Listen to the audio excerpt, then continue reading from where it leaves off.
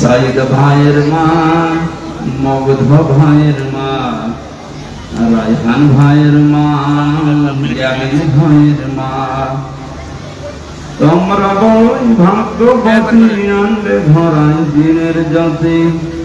সালাম জানাই তোমায় ফেরেশতা মা, সালাম জানাই তোমায় ফেরেশতা। আলহামদুলিল্লাহ। বাংলাদেশের ঐতিহ্যবাহী জেলা গাজীপুর, কাশিমপুর থানার অন্তর্গত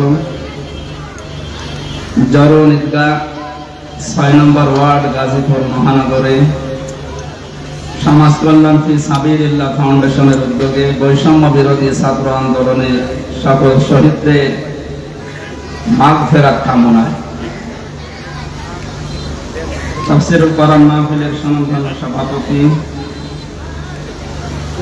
বিশিষ্ট ইসলামী চিন্তাবিদ, শিক্ষাবিদ হযরত আল্লামা ইমদাদুল হক দামাত বারাকাতুহুল আলিয়া,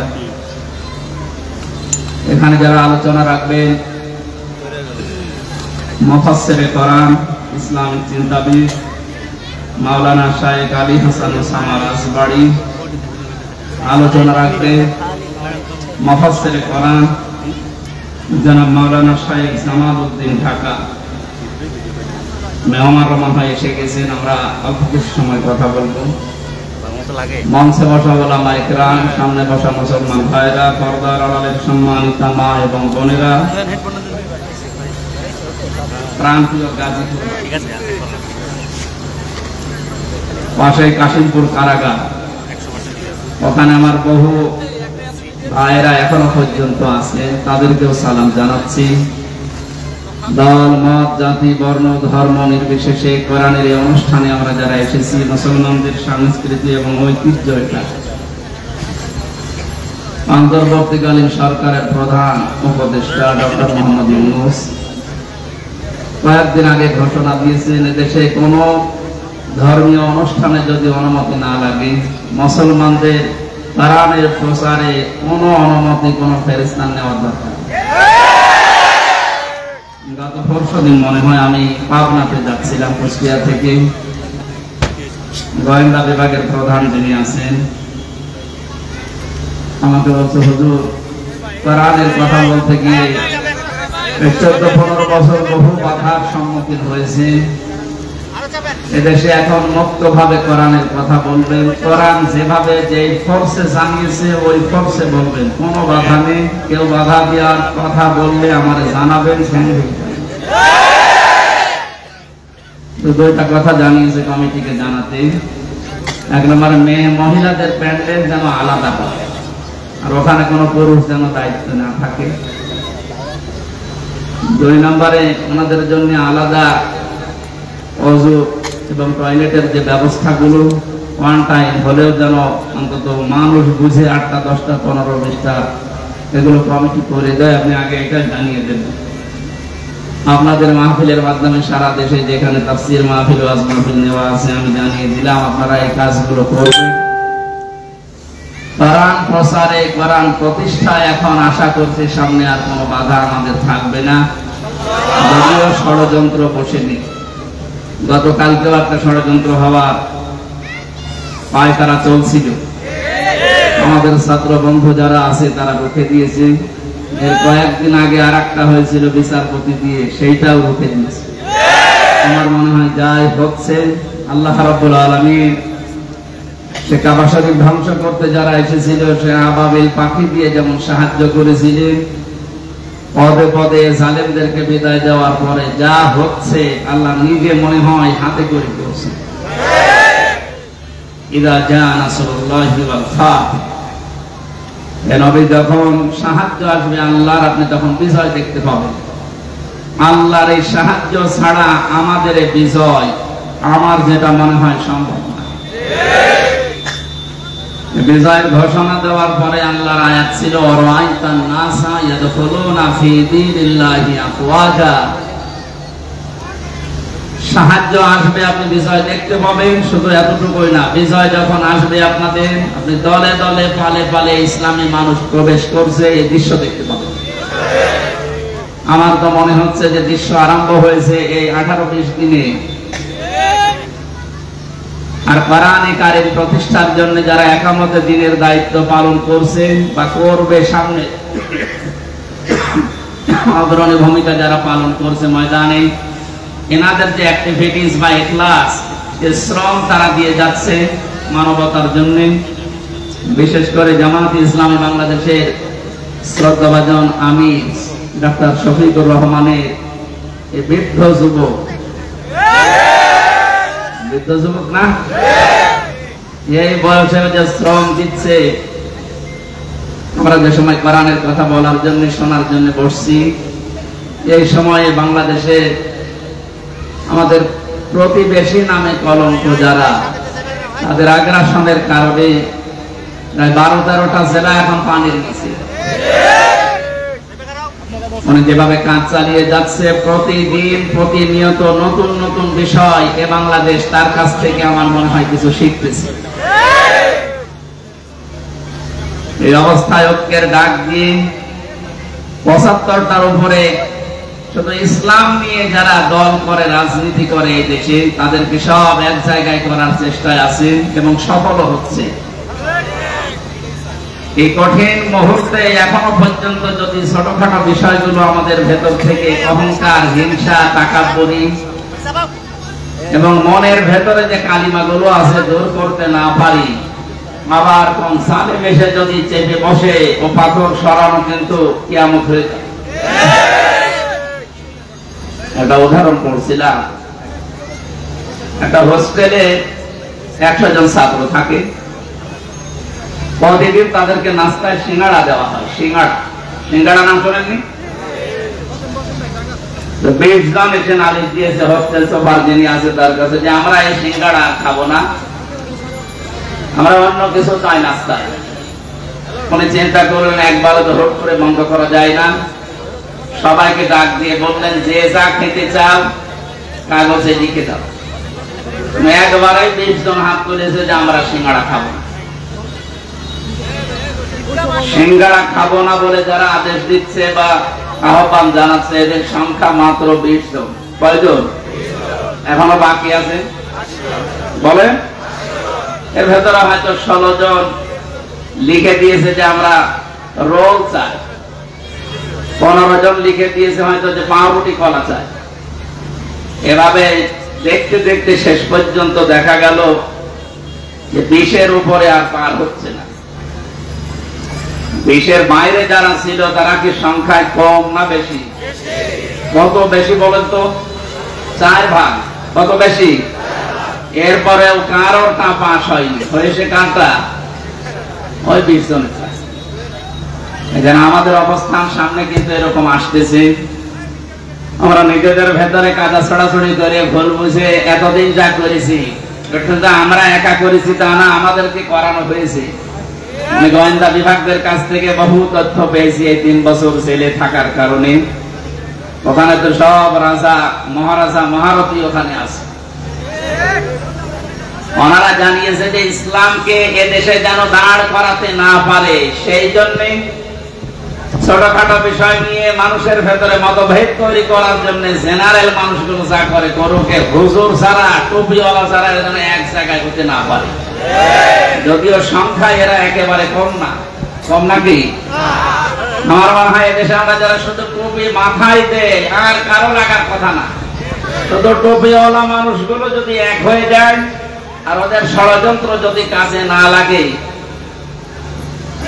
দায়িত্বে যিনি ছিলেন এতদিন 41 সাল টার্গেট দিয়েছিলেন, অতদিন লাগবে না, 41 ঘন্টায় দেশে ইসলাম দাঁড় হয়ে যাবে ইনশাআল্লাহ।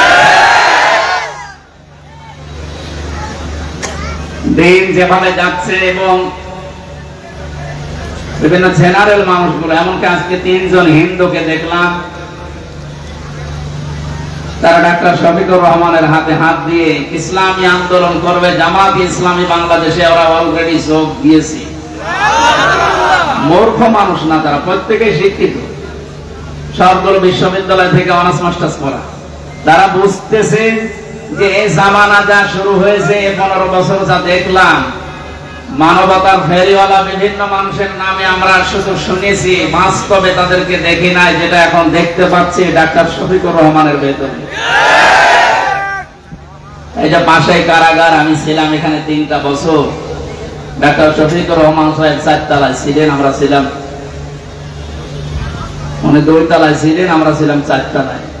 ডক্টর সাথে 4 দিন ছিলাম। যে ব্যবহার আমি পেয়েছিলাম, ওনার যে আচরণ, ওনার যে আমল, ওনার যে অবস্থান, ওনার ইমানের আমলে, আমরা হাজারো আলেম ছিলাম ওই পর্যায়ে, আমরা এই জেনারেল মানুষের কাছে হেরে গেছি।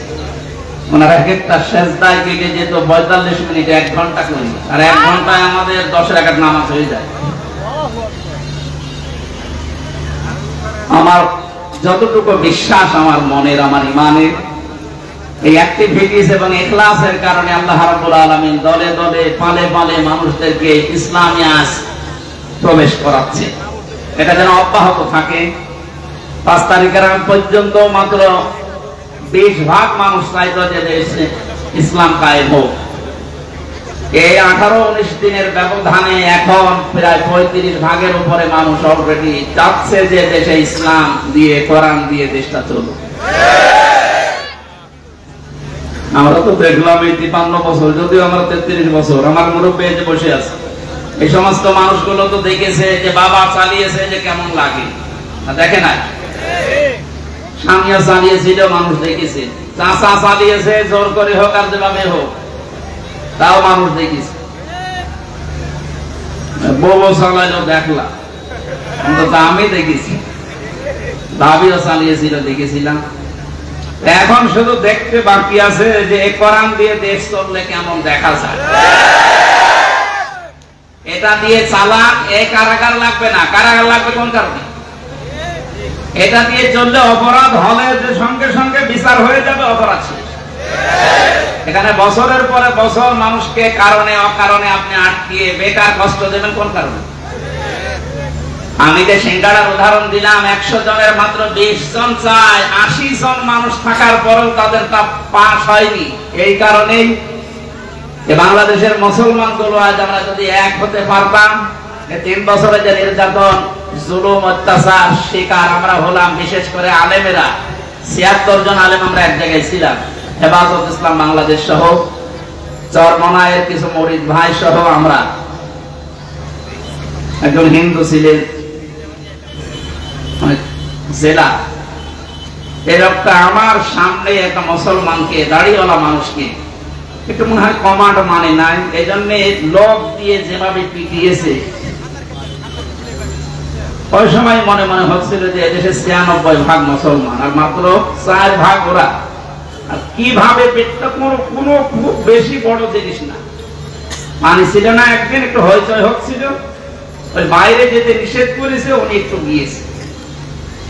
প্রত্যেকটা এরিয়া তো ভাগ ভাগ করা আছে, একটু বের হয়েছিল রাস্তায়, যেভাবে মারধর করলো, নিচতলায় নিয়ে আটক করে, আবার এই যে ডান্ডা বেড়ে দিয়ে, মানে সহ্যের বাইরে এই অবস্থা তৈরি হয়েছিল শুধু আমাদের এই মতানক্যের কারণে। আল্লাহ রাব্বুল আলামিন ওই দৃশ্য যেন আর কোনোদিন আমাদের দেশের সামনে নিয়ে না আসে। আমরা যেন দেখতে পাই যে আল্লাহর এই কালাম দিয়ে আমাদের এই 56,000 বর্গ মাইল চলছে।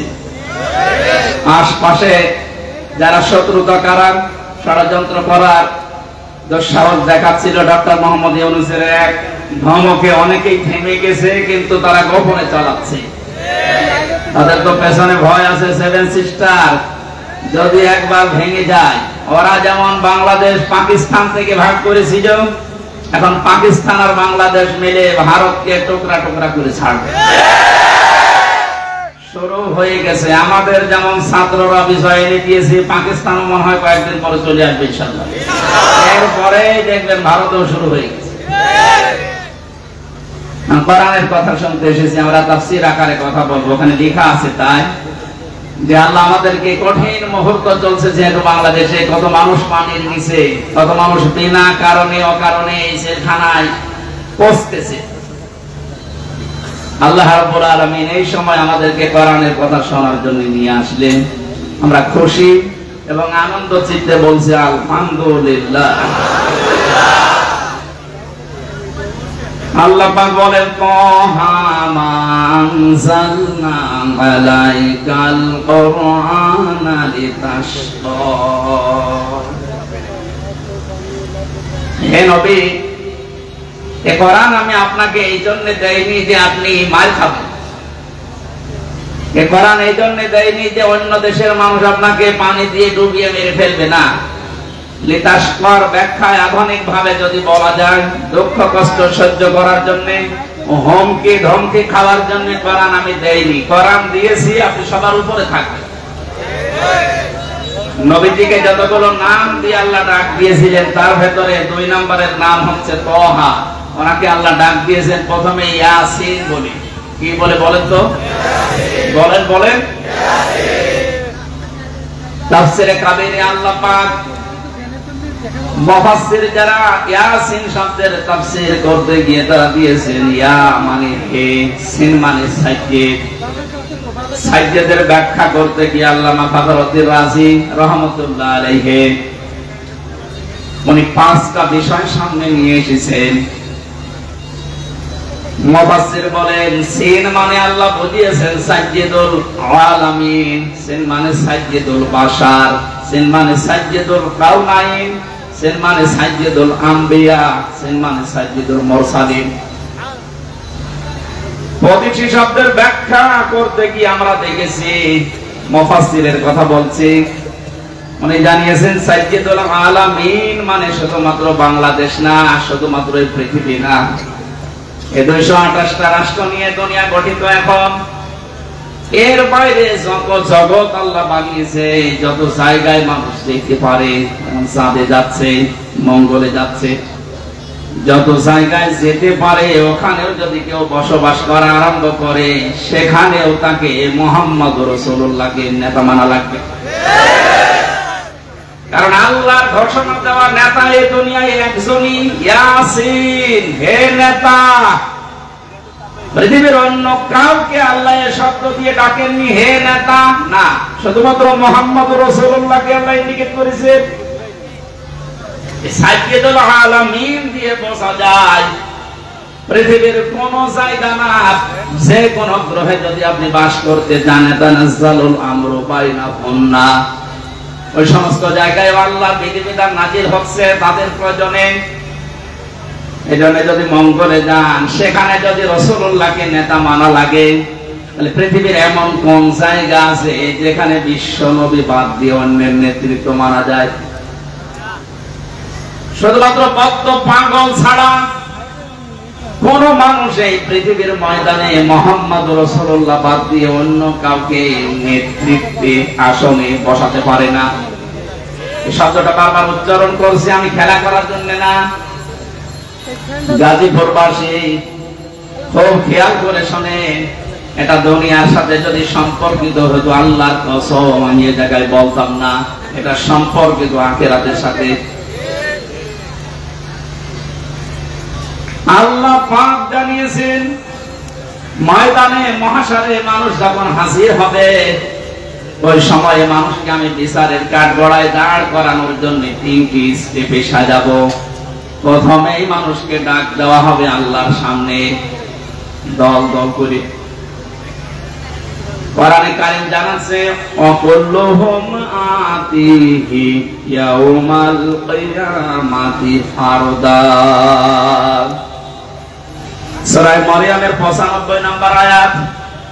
আল্লাহ পাক বলেন কিয়ামতে প্রতিটি মানুষকে আমি আল্লাহর সামনে দাঁড় করাবো স্রেফ একা একা। কয়জন করে?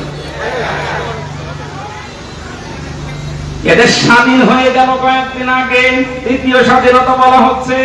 এরপরে অনেক ভণ্ড এখনো বসে নেই এই কথাটাকে কোরআনের বিরুদ্ধে পোড়া উল্টা সাজিয়ে মানুষকে এখনো ধোঁকা দিয়ে বোকা বানাচ্ছে। কোন চিন্তা করবা না, চিন্তা নেইও, আমরা আছি, পার করে দেব। দুনিয়ার এই ছোট্ট জীবনে যদি অনেকে পার করতে গিয়ে ধরা খায়, কিয়ামতের ওই কঠিন ময়দানে আল্লাহ আপনাকে ডাকবে, কোন মানুষ আপনার সাথে প্রথম স্টেপে থাকবে না, স্রেফ আপনি একা সামনে দাঁড়াবেন আল্লাহ। নিজের দিকে তাকিয়ে পেছনের জীবনের দিকে একটু হিসাব মিলান তো।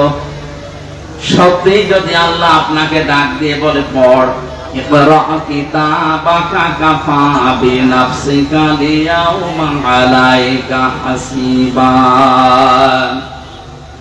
সূরা বানী ইসরাঈলের 14 নম্বর আয়াতে আল্লাহ জানিয়েছেন এটা পড়, জান্নাতে যাবি না জাহান্নামে যাবি কারো জিজ্ঞাসা লাগবে না, তুই নিজেই যথেষ্ট। এখানে যত আসামি জেলখানায় আছে গাজীপুর কাশিমপুর সহ প্রত্যেকটি আসামিকে আদালতে তোলার সময় বিচারক কিন্তু জিজ্ঞাসা করে তার অপরাধ সম্পর্কে, যেটা করেছেন কিনা। বিশেষ করে 164 যখন নেয় ম্যাজিস্ট্রেট কিন্তু জিজ্ঞাসা করে যা যা বললেন আপনি এগুলো করেছেন কিনা। আল্লাহর বিচার ব্যবস্থা পুরা উল্টা। ইয়ারাফুল মুজরিমুনা বিসিমাহুম ফায়ুখাযু বিন নাওয়াসি ওয়াল আকদাম আবিআইয়ি আলা'i রাব্বিকুমা তুকাযিবান।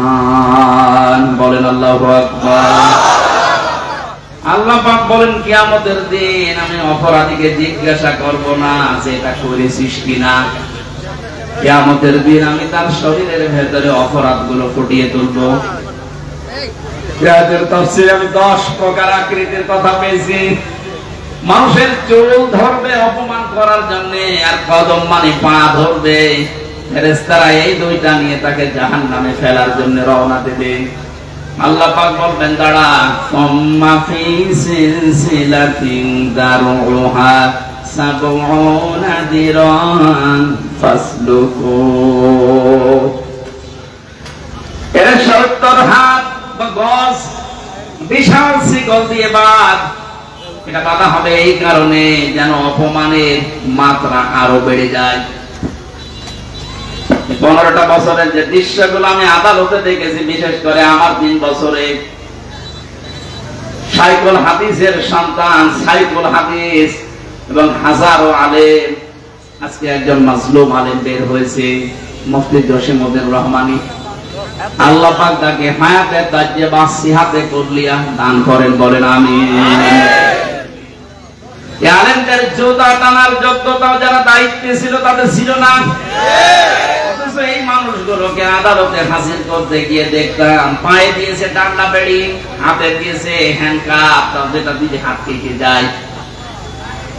মাজায় দড়ি থেকে ছাগলের মতো গরুর মতো টানতে টানতে নিয়ে যেত।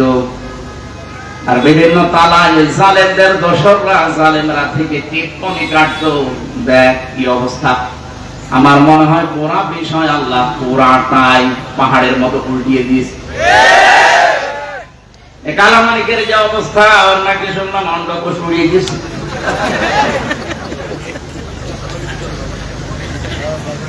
এই শয়তানটা বিশ্ব নন্দিত মুফাসসিরে কোরআন শহীদ আল্লামা দেলাওয়ার হোসেন সাইদি রহমাতুল্লাহ আলাইহি, তাকে ফাঁসি দেওয়ার জন্য যে গর্ববোধ করেছিল যে আমি তাকে ফাঁসি দিয়েছি।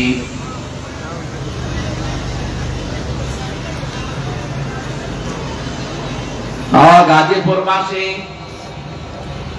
আমার তো মনে হচ্ছে এখন যে জালেমগুলোর উপরে মানুষের ক্ষোভ, রাগ এবং বাস্তবতা যেটা দেখা যাচ্ছে, কেউ ডিম ছুঁড়ে মারছে, কেউ পানি মারছে, কেউ কিল ঘুষিত ফিরে আসে।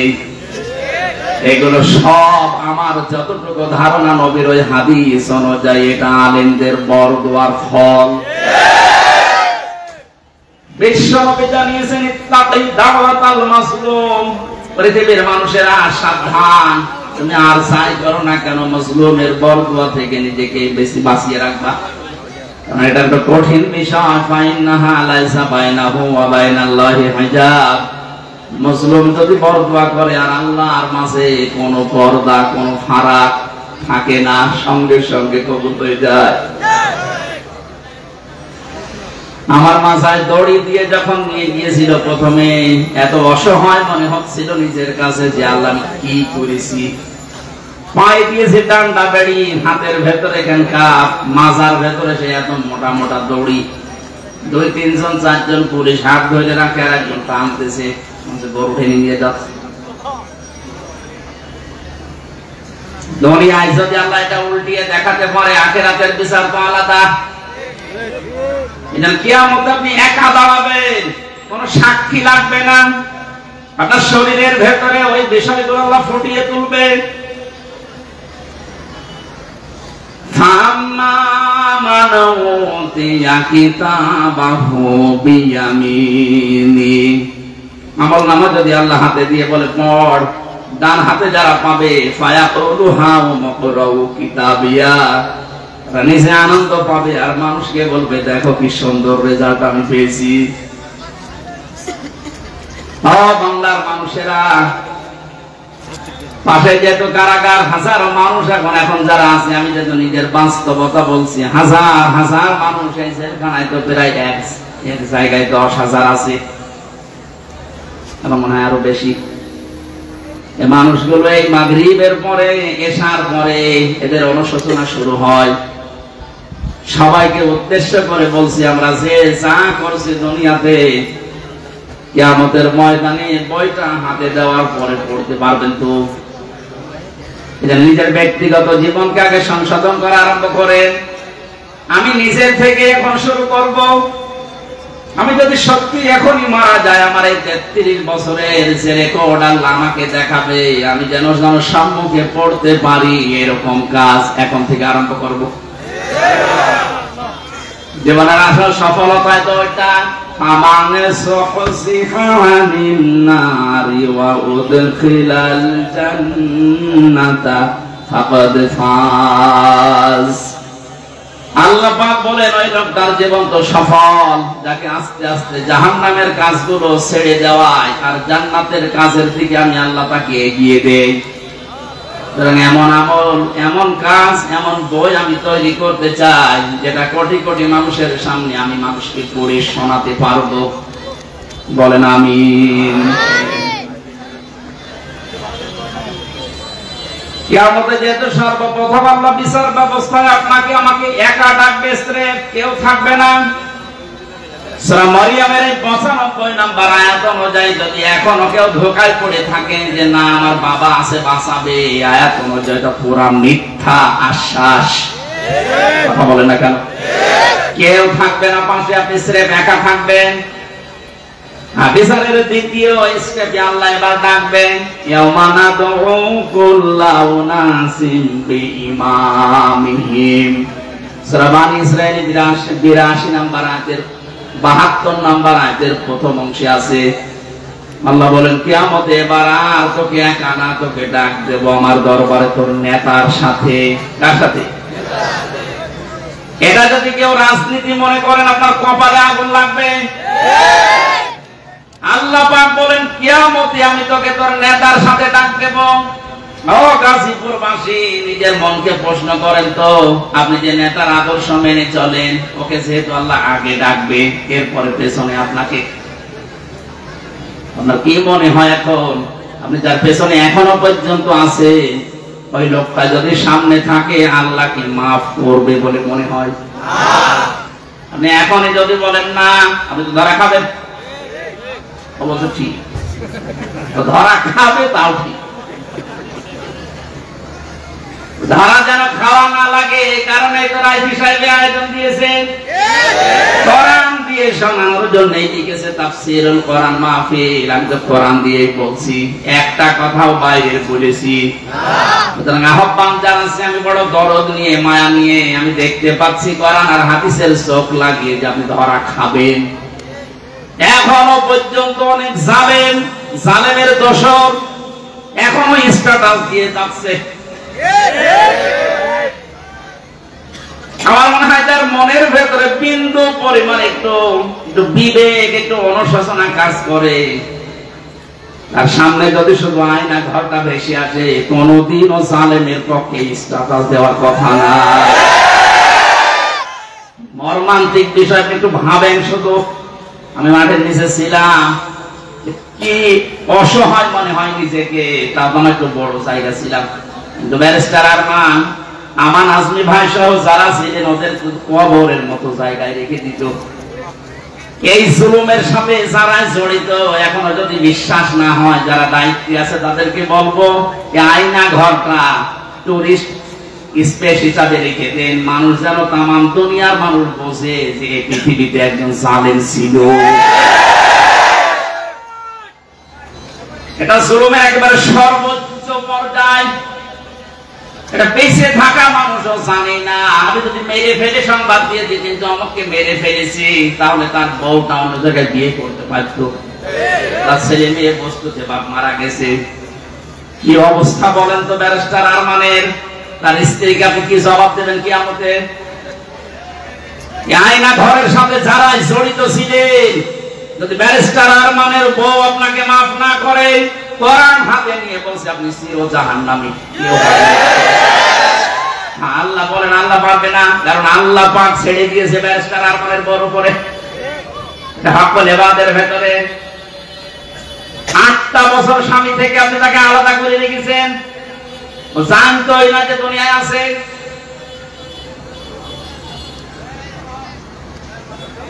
আমি কয়দিন থেকে আমার অবস্থা হালচাল শেষ হয়ে গেছে, আর সে 8টা বছর। এর বড় যদি কোনো মানুষ জালেমের পক্ষে কথা বলে, কি বলে তো বলে বিবেক, কি বলে তার আপনার বিবেক বলে কিছু আছে না?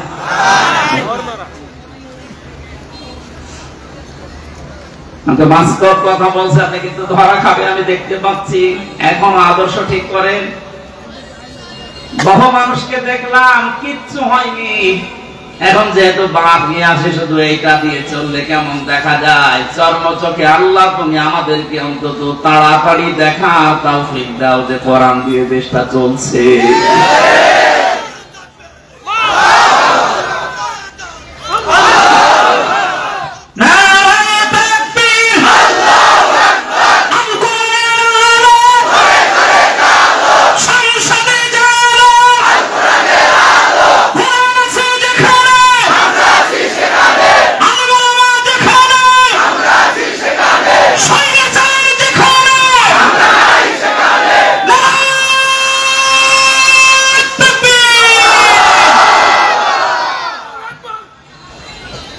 অন্য কোন দিকে না নিয়ে বিবেকের দিকে নিয়ে যান। আমি আপনাকে বাঁচাতে চাই।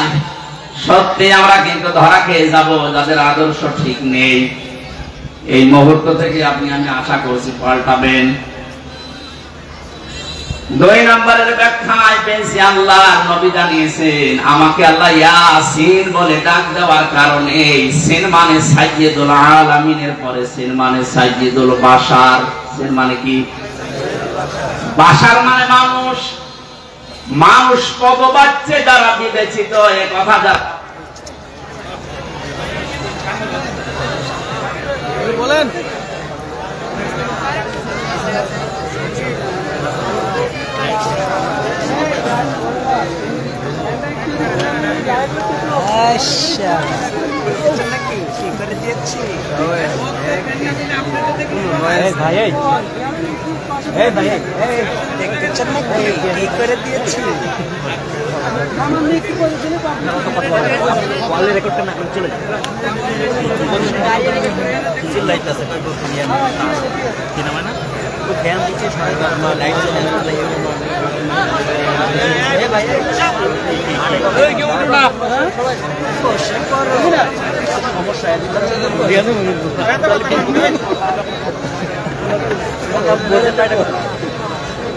আপনার পোশাক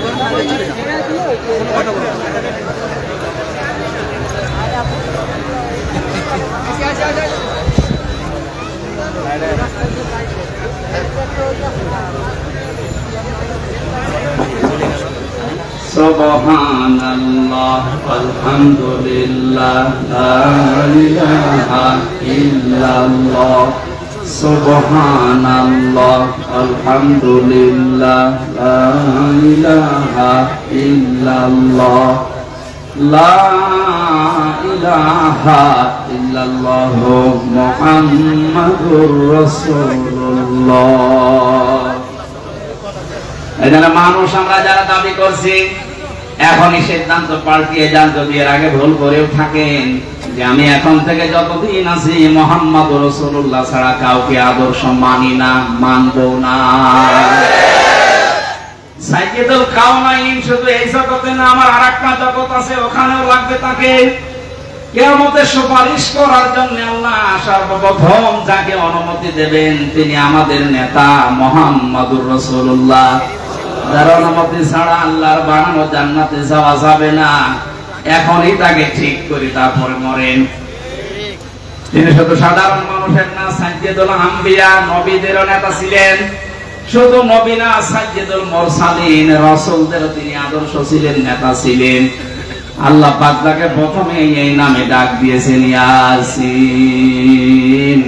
2 নম্বরে বলেন তোহা, এটা নবীজির নাম। রাসূলুল্লাহকে আল্লাহ সম্বোধন করেন মানসালনা আলাইকাল কুরআনা লিতাশকা। হে নবী, আপনাকে আমি কোরআনটা এই জন্য দেইনি যে আপনি অপমান হয়ে থাকবেন, অপদস্থ হবেন, না খেয়ে থাকবেন, বন্যার পানিতে ডুবেই মরে যাবেন না। কোরআন দিয়েছি এগুলো সব মোকাবেলা করার জন্য। জোরে বলেন সুবহানাল্লাহ। এটা মোকাবেলা করার জন্য যদি কোরআন দিয়ে থাকেন তাহলে কোরআনকে ওই পর্যায়ে নিয়ে যাওয়া লাগবে যেখানে কোরআন গেলে চিন্তা থাকে না, দুঃখ থাকে না। ওয়ালা তাহিনু ওয়ালা তাহজানু আমান তাবিআ হুদায়া ফালা খাউফুন আলাইহিম ওয়ালা হুম ইয়াহজানুন। আমার পাঠানো হেদায়েত যদি অনুসরণ করতে পারো, অনুসরণ করা যায়, যেখানে গেলে ওই জায়গায় যদি নিয়ে যেতে পারো। প্রশ্ন আসতে পারে, অনুসরণ তো করি। হ্যাঁ, আজ আমাদের অনেকের ঘরে ঘরে কোরআন শরীফ আছে, কিন্তু যেখানে থাকা দরকার ওই জায়গায় না থাকার কারণে আজ হাজারো মানুষ জায়েজ জিনিস জায়েজ জানার পরও মানতে পারছি না। যেখানে গেলে জায়েজটা জায়েজ ভাবে মানা যায়, আর হারামটা হারাম জানার পরে ছেড়ে দেওয়া যায়, এই জায়গায় কোরআনকে পৌঁছিয়ে দেওয়ার দায়িত্ব এখন আমাদের। সে সময় এবং সুযোগ আমাদের সামনে ইনশাআল্লাহ আসতেছে। এরপরও যদি আপনি ভুল করে ফেলেন, আমার মনে হয় বারবার আল্লাহ সুযোগ দেবে না। কথা বলে না কেন? মান ক্বারাআল কুরআনা ফাস্তাযহারাহু, যে ব্যক্তি কোরআন পড়ে এবং কোরআনকে দাঁড় করানোর জন্য স্পষ্ট ইজহার মানে বিজয় করা। ইজহার মানে কি? কোরআনকে বিজয় করার জন্য যারা চেষ্টা চালায়, ফাহাল্লা হালালাহু ওয়া হারামা হারামাহু, এর হালালকে হালাল জেনে আঁকড়িয়ে ধরে, হারামকে হারাম জেনে ছেড়ে দেয়, আদখালাহুল্লাহুল জান্নাহ। হে নবী, আপনি বলেন আল্লাহ পাক তাকে জান্নাতে দিয়ে দিয়েছে। জান্নাতে দেবে না, জান্নাতে দিয়ে দিয়েছে। সুতরাং এমন একটা দেশ এখন কোরআনে কারিম দিয়ে গঠন করা দরকার যেখানে বসবাস করলে জান্নাতে যাওয়ার গ্যারান্টি পাওয়া যায়। হজ করতে যারা যান, এই যে মানুষগুলোকে আমি দেখেছি 16 সালে, কি নিয়ে আসে মানুষ ওখান থেকে? আসার সময় হয় তসবিহ নেয়, পাথর নেয়, জায়নামাজ নেয়, আতর নেয়, আর বাকি কিছু কিছু জিনিস নিয়ে আসে, স্বর্ণ। ওখান থেকে নিয়ে আসার কথা ছিল কি, আরাফাতের ময়দানে অবস্থান করে যখন আবার আসতেছে 9 তারিখে, মুজদালিফার যে ময়দানটা আছে, লক্ষ লক্ষ নারী পুরুষ খোলা আকাশের নিচে, কোন অভিভাবক লাগবে না, একা একা শুয়ে আছে, পাশে যুবতী মেয়ে আছে। কোনদিন কার ওয়াজ পর্যন্ত সাহস হয়নি যে একটু তাকায়। বলে না কেন? যেমন তেমন মেয়ে লোক না, বিশ্ব সুন্দরী যারা, তারাও শুয়ে আছে। এই কঠিন পরিস্থিতিতে যদি কোন মানুষ আজ পর্যন্ত এটা প্রমাণ করতে না পারে যে এখান থেকে 5টা মেয়ে হাইজাক হয়ে গেছে, শুনেছেন কোনদিন? 5টা মেয়ে সম্ভ্রম হারিয়ে ফেলেছে, শুনেছেন কোনদিন? 5টা ধর্ষণের শিকার হয়েছে, শুনেছেন? আপনি এটা নিয়ে আসতে পারেন না।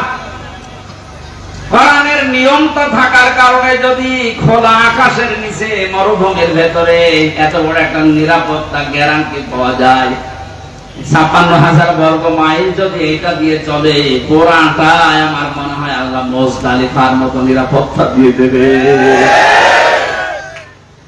আমাদের আসল কাজ হবে এখন এটাকে উপরে তোলার।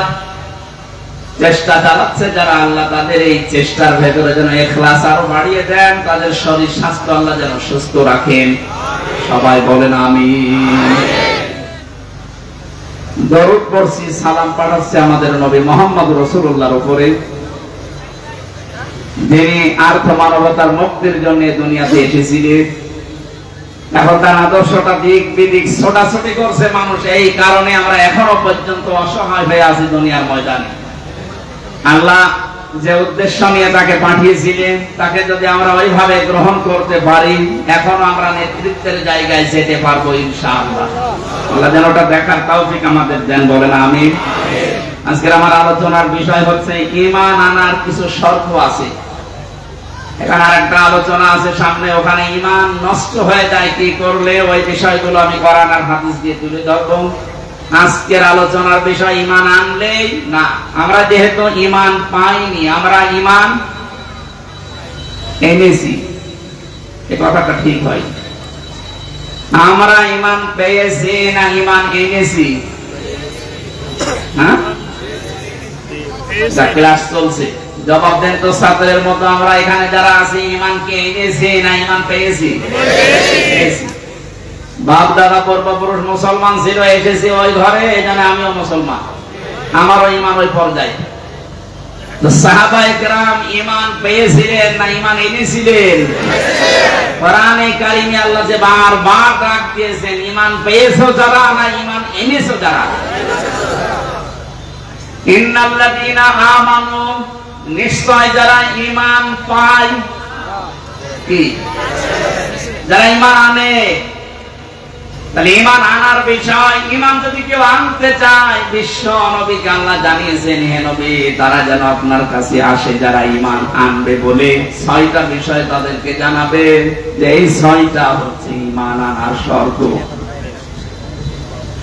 সূরা মুমতাহিনার 12 নম্বর আয়াতে আল্লাহ এই দলিলগুলো দিয়েছেন।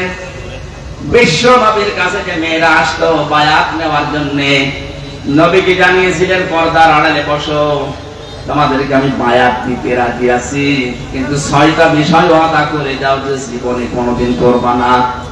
আর যারা দায়িত্বে আছেন, উপদেষ্টা মণ্ডলীতে যারা আছেন, কয়েকজন মাত্র হিন্দু, বাকি সব যেহেতু মুসলিম, আর ধর্ম উপদেষ্টা যিনি আছেন তিনি বিশিষ্ট একজন আলেম,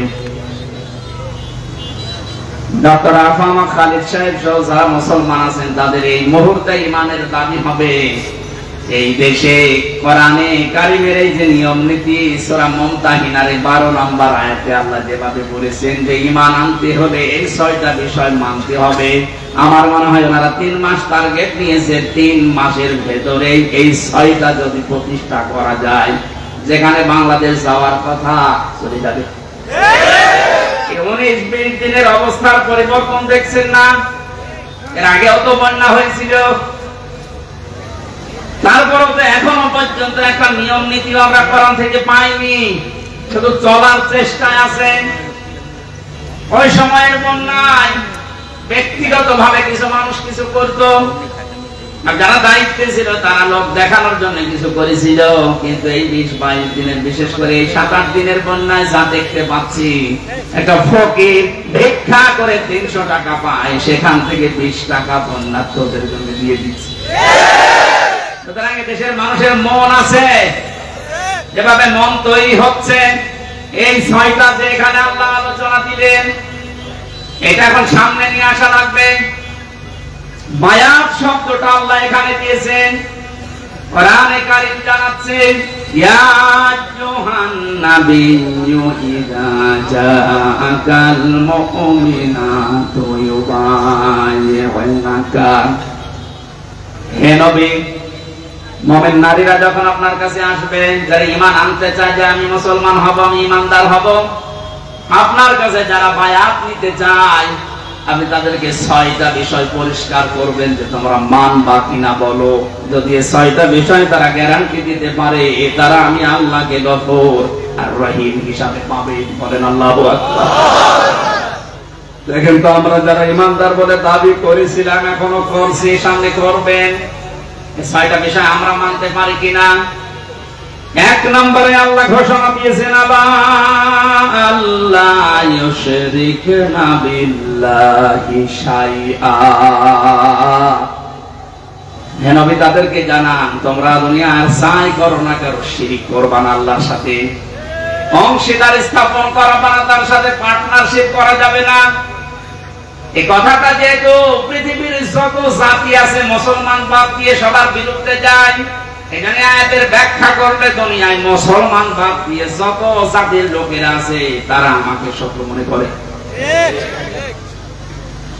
আল্লাহর সাথে পার্টনারশিপ করা, শিরিক করা, এটা শুধুমাত্র মুশরিকরা করেছে তা না, দুনিয়ায় যত জাতি আছে সব আল্লাহর সাথে শরীক করে ফেলেছে। এটা ইহুদি হোক, খ্রিস্টান হোক, বৌদ্ধ হোক, মুশরিক হোক, কথা বলে না কেন? নবীর ঘোষণা ছিল, আল্লাহ পাক জানিয়েছেন আপনার কাছে যারা আসবে তারা যেন শিরিক না করে, এইটার গ্যারান্টি দিতে বলেন। আমরা এই শিরকুল শব্দের ব্যাখ্যা পড়েছি, শিন র কাফ। শিরিক প্রধানত 4 প্রকার হয়: শিরিক বিজাত, শিরিক বিসিফাত, শিরিক বিল ইখতিয়ার, শিরিক বিল হুকুক। তাফসীরের ভাষায় আমরা ভাগ করে করে দেখেছি, এক একটা 4 ভাগ করে হয়, 4 4 16 ভাগ। এরপরে ওইটা আবার 4 ভাগ করা যায়। শেষ পর্যন্ত আমি মিলিয়ে দেখেছি ফি জিলালিল কোরআনে 120 প্রকার শিরিক এই পৃথিবীতে মানুষেরা আল্লাহর সাথে করতে পারে। পয়েন্ট আকারে বলতে গেলে দেরি হয়ে যাবে, আমি কয়েকটা পয়েন্ট শুধু মনে করাচ্ছি। আল্লাহ যেটা পারে ওইটা অন্য কেউ পারে, এই বিশ্বাস করার নাম শিরিক। আল্লাহকে যে সম্মান দেওয়া হয় ওই সম্মান অন্য কাউকে যদি কেউ দেয় ওইটা শিরিক। কথা বলে না কেন? এই জাতিকে অনেকেই সূক্ষ্ম ষড়যন্ত্রের মাধ্যমে বিভিন্ন জায়গায় শিরিকের আমদানি করে জাতিকে মুশরিক বানানোর জন্য উঠে পড়ে লেগেছিল। গুরুত্বপূর্ণ ভূমিকা যারা পালন করেছেন বিভিন্ন দাদাদের কথা শোনার মাধ্যমে, তার ভেতরে শিক্ষা ব্যবস্থা যে 2 জন ছিল পর পর এই 2টা কোথায় পৌঁছিয়েছে শিক্ষাকে? কোটি কোটি টাকা খরচ করে একজন মানুষকে বিভিন্ন মোড়ে মোড়ে দাঁড় করিয়েছে। কি সম্মান তার দিলেন আপনি? একটা দিনও যেতে পারেনি, 1:30টার সময় পালিয়েছে। বিকাল হতে হতে সারা দেশের সব দাঁড়ানো মানুষগুলো শুয়ে পড়েছে। এমনকি আমার কুষ্টিয়ার যে দৃশ্য দেখলাম, যেটা এখন শহীদ চত্বর হয়েছে, ওটা মুজিব চত্বর ছিল, ওটা ভেঙে এত শব্দ ছাতা ভাঙা যায় না। বহু কষ্ট করে 3 ঘন্টা চেষ্টা করে করে মাটির সাথে মিশিয়ে দিল। কি পেলেন আপনি? এই যে কোটি কোটি টাকাগুলো যদি এখন থাকতো, অন্তত ওই টাকা এখন কন্যাত্রদের ভেতরে দেওয়া যেত। আর আমার তো কোরআন হাদিস পড়ার পরে ধারণা যা, ওই মূর্তি বানানোর টাকাগুলো যদি আমরা আজ বন্যাত্র এই মানুষদের কাছে দিতে পারতাম, বঙ্গবন্ধুর কবরে মহান আল্লাহ আরো শান্তি বৃদ্ধি করে দিত। ইসলাম না জানার কারণে আর পাশে যে দালাল গুলো ছিল তারা এদেরকে সঠিকভাবে না বোঝানোর কারণে, বিভিন্ন চাপ থাকার কারণে মানুষগুলো শিরিক করেছে, আমাদেরকেও করাতে বাধ্য করেছে। এখন থেকে যে চাপ নেই, শিরিক এটা মুক্ত হওয়া লাগবে জীবন থেকে। ছোটখাটো অপরাধ যদি হয় আল্লাহ গফুর আর গফফার নামের খাতিরে মাফ করবে আশা করা যায়, কিন্তু শিরিক করলে আল্লাহ মাফ করবে না, বারবার ঘোষণা দিচ্ছেন। ও গাজীপুরবাসী সহ যারা আছি, এই কথাটা গ্যারান্টি আজকে দেওয়া লাগবে যে আগুনে যদি পুড়িয়ে ফেলেন, যদি টুকরা টুকরা করে ফেলেন, ওই ঝিনাইদহ এমপির মতো করেন, ঝিনাইদহ এমপিকে হিরণ নামে তার পিটিয়ে মেরে উলঙ্গ করে 4 রাস্তার মোড়ে টাঙিয়ে দিতে থাক। এরকমও যদি আপনাকে করে দুনিয়ায়, জেলখানায় মাওলানা মুফতি জসিমউদ্দিন রহমানের মতো 11-12 বছর না, বিশ্বানন্দিত মুফাসসিরের 13 বছরের মতো না, 100 বছর যদি আপনাকে রেখে দেয়, কোনদিন আমি শিরিক করব না, এটার গ্যারান্টি নিয়ে মারা যেতে পারলে আপনি জান্নাতি। শিরিকের গুনাহ বাদ দিয়ে বাকি গুনাহ আল্লাহ মাফ করবে বলে ঘোষণা দিয়েছেন। এই শব্দটার সাথে সন্তানদেরকে পরিচয় করার কারণে একজন কালো মানুষ, দুনিয়ায় 3 জন কালো মানুষের নাম পেয়েছি আমি তাফসীরে। হযরত ওমরের খাদেম একজন মাহাজা রাদিয়াল্লাহু তাআলা আনহু, আরেকজন এই যে যার নাম আল্লাহ কোরআনে দিয়েছেন তার নামে লোকমান, 3 নম্বর হযরতে বেলাল। এত কালো ছিল এদের চেহারাগুলো, তাদের বর্ণনা পড়েছি তাফসীরে। ঠোঁট গুলো ছিল একেবারে ওই আফ্রিকার মতো ঝোলা মানুষের মতো চেহারা, কালো, এত কালো, হাড়ির তলা কি কালো, তার চাইতো কালো চেহারার যে বর্ণনা বলছি, এটাকে একবার দেখলে আর একবার দেখতে মন চাইবে বলেন? অথচ সে মানুষকে আল্লাহ চিরন্তন করে দিয়েছে কোরআনে, 4 পৃষ্ঠার একটা সূরা দিয়েছে, তার নামে সূরা লোকমান। তিনি কি করেছিলেন এত দুনিয়ায়? তার পুরা জীবনে আমি পড়ে দেখেছি, সর্বপ্রথম তার কাজ ছিল তার সন্তানকে তিনি ডাক দিয়ে এই শিরকের বিষয়ে আল্লাহর সাথে পরিচয় করিয়েছিলেন। وَإِذْ قَالَ لُقْمَانُ لِابْنِهِ وَهُوَ يَعِظُهُ يَا بُنَيَّ لَا تُشْرِكْ بِاللَّهِ إِنَّ الشِّرْكَ لَظُلْمٌ عَظِيمٌ। স্মরণ করো ওই সময়ের কথা যখন হযরত লোকমান তার আদরের সন্তানকে ডাক দিয়ে বলেছিলেন, হে আমার আদরের সন্তান, তুমি কখনো আল্লাহর সাথে শিরিক করবে না, শিরিক হচ্ছে বড় জুলুম। ও বাংলার মুসলমানেরা, আমাদেরও এখন উচিত হবে আমাদের আদরের ছেলে মেয়েদেরকে হযরত লোকমানের মতো যদি আল্লাহর সাথে শিরিকের এই বিষয়গুলো 120 প্রকার আছে, এই পয়েন্ট আকারে ধরে ধরে তাদেরকে যদি বোঝাতে পারেন, আপনাকেও আল্লাহ লোকমানের মতো চিরন্তন করে দেবেন। এইটাকে বাইপাস করে আমার সন্তানকে মুশরিক বানানোর জন্য যারা উঠে পড়ে লেগেছিল, আল্লাহ এখন নিজে তাদের শাস্তি দিচ্ছে। কারণ আল্লাহ সব সহ্য করে, শিরিক সহ্য করে না। এই জন্য পৃথিবীতে মুশরিকদের কোনো উন্নতি হয় না, কারণ ওদের প্রতি আল্লাহ নিজে লানত দিয়েছেন, সূরা জুমারে আছে। এত কঠিন কঠিন কথা শিরিকের বিরুদ্ধে আল্লাহ কোরআনে দিয়েছেন। শিরিক করা মানুষের জন্য আল্লাহর বানানো জান্নাত হারাম, এমনকি তাদের কোনো সাহায্যকারীও থাকবে না। এজন্য বাংলার মুসলমানের এই বিষয়টা খুব সতর্ক হওয়া লাগবে। আর যাই করি জীবনে যেন আমরা শিরিক না করি। শিরিক করবো এখন একটা একটা করে পয়েন্ট আকারে বললে অনেক সময় লাগবে, আমি শেষ করছি। আপনারা একটু তাফসীরে ইবনে কাসির এই আয়াতে পাওয়া যায় শিরিক এর ব্যাখ্যা দেওয়া আছে, ফি জিলালিল কোরআন। 2 নম্বরে চুরি করবেন না, ওয়ালা ইয়াসরিকনা, চুরি করা যাবে না।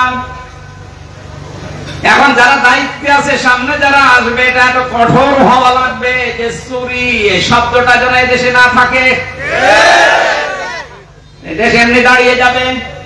বরং যারা চুরি করেছে, চুরি করে বাইরে যারা টাকা পাঠিয়েছে, ওই টাকাগুলো যে কোনো ভাবে এদেশে নিয়ে আসা লাগবে। যদি দিতে না চায়, তাদের যা আছে এই দেশে স্থাবর অস্থাবর, এমনকি তাদের স্ত্রী সন্তান হলে এই দেশের খেদমতে লাগানো লাগবে। কারণ চুরি করা টাকা দিয়ে আপনাদের বাহাদুরি করেছিলেন, এবার বছর ফেলা। রাষ্ট্রীয় নিয়ম নীতি ছাড়া যেহেতু সম্ভব না, এই আইনটা যেন পাশ না হয়, এই জন্য বহু মুশরিক এই দেশে চেষ্টা চালিয়েছিল, এমনকি আয়াতকে তারা বর্বর আইন বলে ঘোষণা দিয়েছে। এখন যারা সামনে যাবে তারা যেন এটা একটু মেনে নেওয়ার চেষ্টা চালান। ওয়ালা ইয়াজনিনা, জিনা করা যাবে না। আজ বাস্তবতা পুরো ভিন্ন দেখছি। এত ভালো মানুষ মনে করতাম যাদের, তারা অন্যের বউ নিয়ে রাত কাটিয়েছে। আরে দরবেশ, এত বড় বাড়ি আর অন্যের বউ জোর করে তালাক দিয়ে দিয়েছে। বলেন সুবহানাল্লাহ। দরবেশের যদি এই হয়, বাকি যেগুলো নমো, এদের চরিত্র কোথায় গিয়ে পৌঁছিয়েছে? আর এরা আলেমদের বিরুদ্ধে ধর্ষণ মামলা দেয়।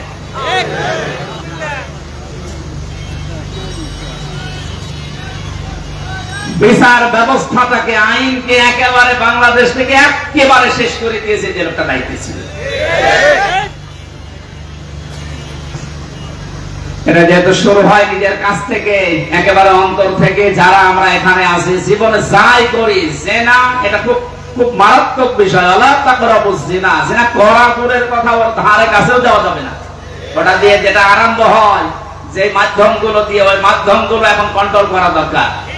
যে সমস্ত বিষয়গুলো উন্মুক্ত আছে এগুলো কন্ট্রোলে নিয়ে আসা দরকার। বিশেষ করে যে দায়িত্বে আছে, এখন মনে হয় নাহিদ ইসলাম আছে না, উনি যেন আরো শক্ত হন। কারণ মানুষের চরিত্র যদি না থাকে কি আছে বলেন। এরপরে আল্লাহ জানিয়েছিলেন সন্তান হত্যা করা যাবে না, অপবাদ দেওয়া যাবে না। এর ভেতরে 3টা পয়েন্ট আমি তাফসীর থেকে পেয়েছিলাম।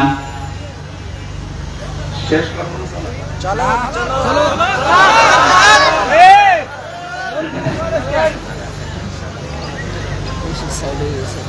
ভালো ভালো কোন কাজ যদি যারা দায়িত্বে আছে তারা আঞ্জাম দিতে চায়, তাদের এই ভালো কাজে কোনোদিন অবাধ্যতা প্রকাশ করা যাবে না। এই 6টা গ্যারান্টি আপনি আপনার এই যারা আসতেছে এদের কাছে নিন, তারপরে বলেন যে তোমাদের ঈমান তোমরা এনেছো।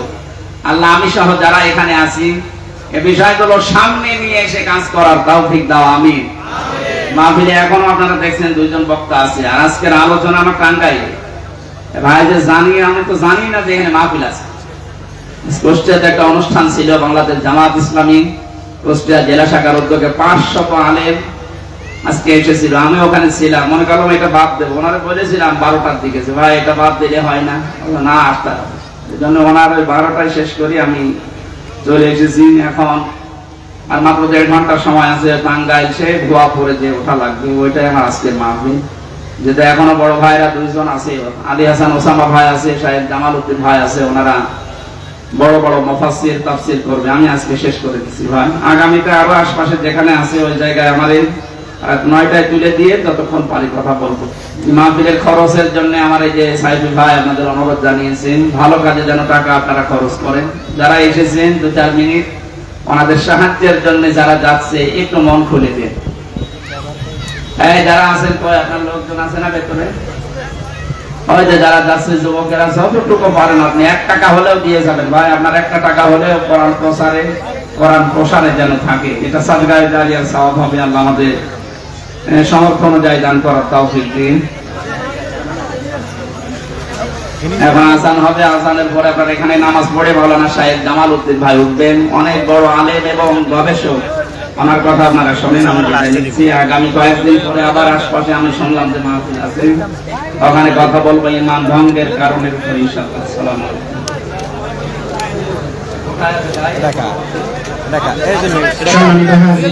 আমাদের এখানেই জামাত হবে, জামাতের পরে আমাদের পরবর্তী মেহমানের আলোচনা আমরা শুনবো ইনশাআল্লাহ।